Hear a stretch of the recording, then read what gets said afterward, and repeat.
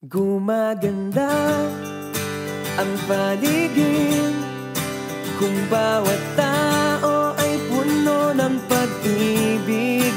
Napapawi ang bigati, masilayan lang ang iyong ngiti. Okay gandang isipin ang isang mundong puno ng pag-ibig.